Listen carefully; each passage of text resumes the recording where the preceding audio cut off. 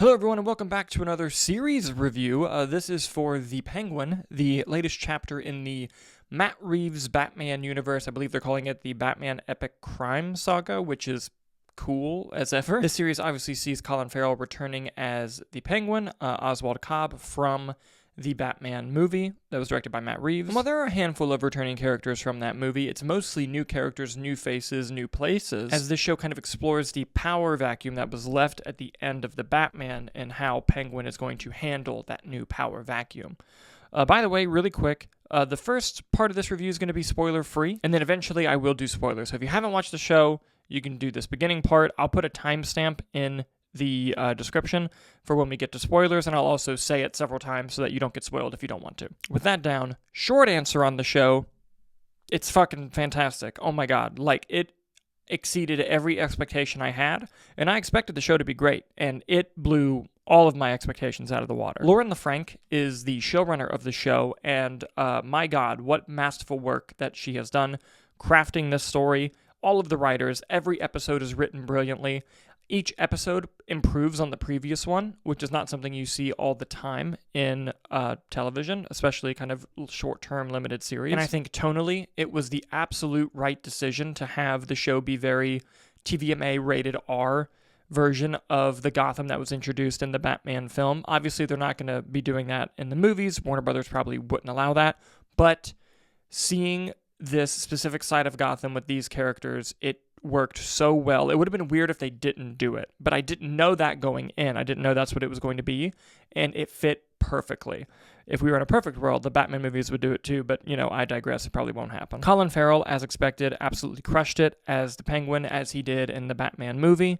The depths that it goes with this character, and, the more you find out about his wants, his needs, his desires, really was all on the back of Colin Farrell, and he absolutely crushed the role again. Renzi Feliz plays a character named Victor, kind of a right-hand man to the Penguin. I don't really consider that a spoiler. It's in the marketing. And he also gives a phenomenal performance. I first took note of him in the Runaways show for Marvel, actually, which was a fun little show that he did. He was also good in that.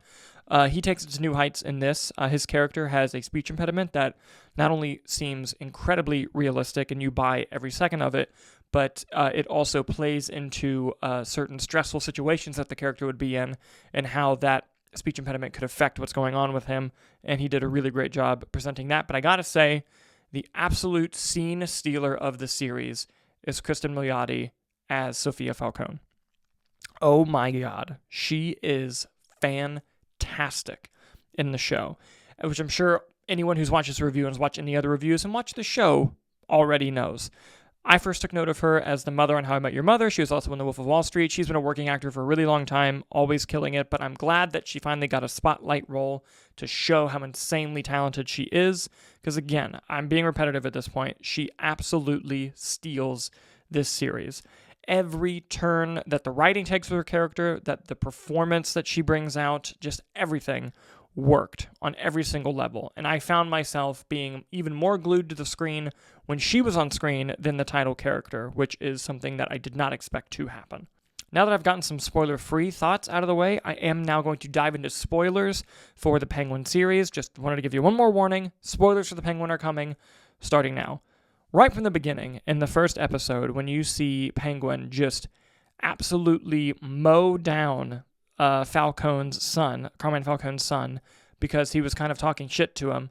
He laughs to himself and then goes, "Oh, fuck." And then that's where the show begins. And it's the perfect beginning for this character and the journey that he needs to go on. And that scene also sets the tone for the surprises that would come in the series. There are so many twists and turns that this show takes you on that you would not really see them coming, even if you're good at, pattern recognition and kind of recognizing these story things.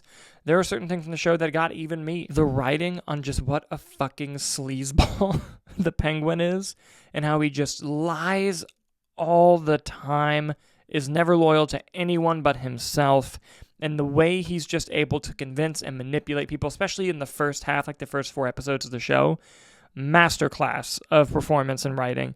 I also think that him kind of being double agent for the Maronis and the Falcones was a good first act story point for what was going on, considering that there was that power vacuum from the Batman movie, and how he was able to kind of play his cards close to his chest and keep going forward, I thought was really well done. Huge anxiety when Sophia Falcone figures out that there's a mole in the Falcones, and we know it's Penguin, and he has to plant the weapon on somebody, that the weapon he murdered somebody with to hide his tracks. And it worked. They ended up not realizing it was him at that point, but man, the anxiety I felt in that moment was enormous. You then get on to Vic's story when you find out how his family died from the Riddler bombing. Speaking of that, I thought the world building and how they kind of built on the Batman movie was really well done. Vic and Penguin's relationship was a huge highlight of the show for me. You can tell that they kind of genuinely cared about each other, even though they were both kind of hesitant about one another, and that especially comes into play in the finale episode. And then you got the awesome shit that Sophia Falcone, or should I say Sophia Gigante, did. One, wiping out the fucking Falcone family. Amazing. Her teaming up with the Maronis. Incredible. The fact that the Penguin was responsible ultimately for Sal Maroni's death, even it was more kind of natural causes in the moment that they were in. It really lays the groundwork for the next Batman movie, as well as being its own story. And that's what I really have to give this show. It was its own story first, and it's a good setup for Batman 2. It wasn't trying, its main purpose was not to be a setup, it just happened to be a great setup. Another highlight of the show was Vic running into the guy and saving Penguin when Sophia figured out that he was the mole. Awesome shit. Her episode backstory where you find out that she was innocent the whole time. Incredible piece of writing. There's going to be moments that I'm forgetting about. But let's kind of dive into the finale now. Oh my god. The way that the Penguin was able to turn in Sophia back into Arkham, that poor woman. But he was kind of able to use that councilman to his advantage, and then that fucking sleazeball killed Vic. I'm so upset about it, but you could see the writing on the wall for the storytelling for that to happen. As soon as they were sitting there and Sophia was alive, I'm like, fuck, Vic is going to die, and it happened. But I will say, what I love about this show that other comic book mediums do with their villain characters is they just kind of make them anti-heroes. Like all the Sony Marvel movies, for example, they take all these Spider-Man villains and they turn them into anti-heroes. But it's not just beholden to them. You see it happen all the time. Penguin is a villain. He's still the villain at the end of the show. You want to see Batman beat his ass, which we will hopefully get in Batman 2. And the fact that the show is able to do that, and this should be the blueprint on how to do a villain series for any character, like especially based on comic books and in that world. Masterclass of a show. I think the show is even better than the Batman movie. And that's not a knock on the Batman movie. I love the Batman movie. I just think it's just a telling as to how great this series is. Completely knocked it out of the park. Giant fan of this miniseries. I'm greatly looking forward to Batman 2 and other series that they put in this Batman epic crime saga. What did you guys think of the Penguin? What was your favorite moment? I would love to see it in the comments below. Thank you guys so much for watching, and we'll see you next time.